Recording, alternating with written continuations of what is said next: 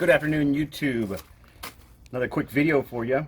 What we're going to do today is we're going to break in or help break in my Nix Urban Loggers. So Nix does have on the website, I'm not sure if it's still there, but they have like a combination of water and rubbing alcohol that you spray on there, and then you wear them, and then you spray and you wear them. That's for their hot shots. Smoke jumpers are whites, but Nix kind of has that, and a lot of people kind of argue, well, the rubbing alcohol isn't good for the leather, it's going to dry it out, it's going to do this and that. If you've seen my past videos, I've used water, I've used soap to clean. And so what we're going to do today is we're going to kind of submerge them. So get right in here and I'll show you what I plan to do. These are new. I haven't put much time on these, maybe 4 or 5 wearings, a little scuff, but not much. They are the waxed flesh, so it might take a little bit longer for the water to penetrate. But the goal that I have is to put them underwater, move the toes around until I can slightly feel the water coming in. They are pretty much water resistant. They're not really waterproof. They have seams and stuff, so water is going to get in there. And the idea is that you want to loosen up all of the leather. Some people will push the water all in, just soak it all the way in. I don't do that. It might work for some people, but here's what we're going to do. We're going to just stick them in, move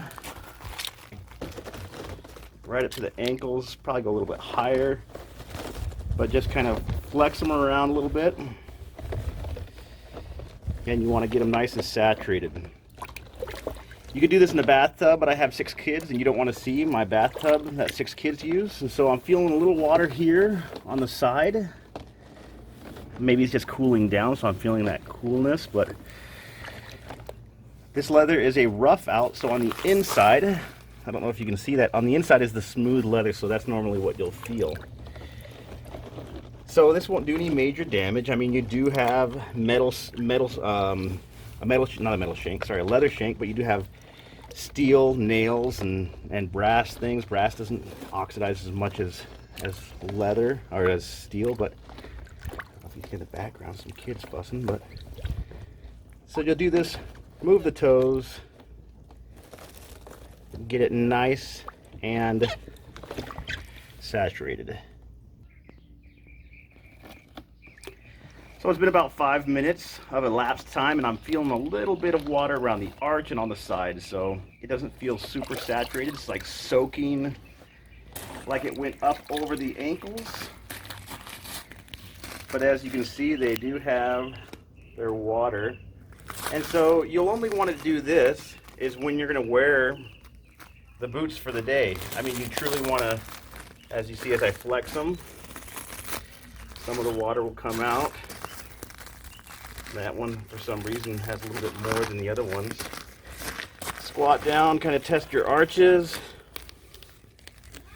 If you notice that, it's kind of breathing a little bit right there.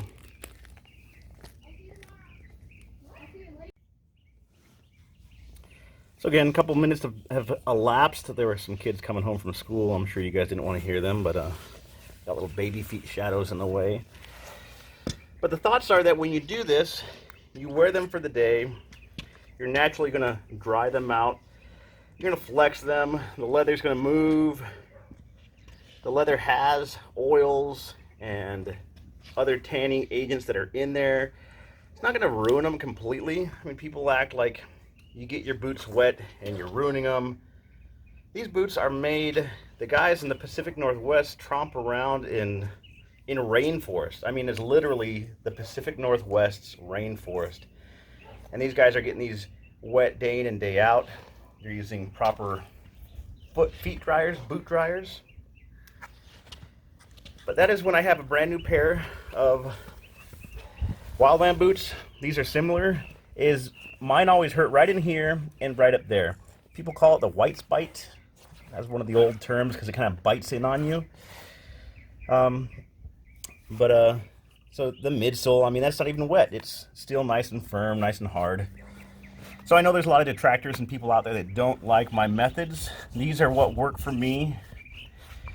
It is a wax flesh, so we'll see in a couple of days if I need to re-wax them, but I'm really looking for the patina that's going to pop up right here. The light little scuffs that happen, they'll go all over in the crease. The heel stay in the back.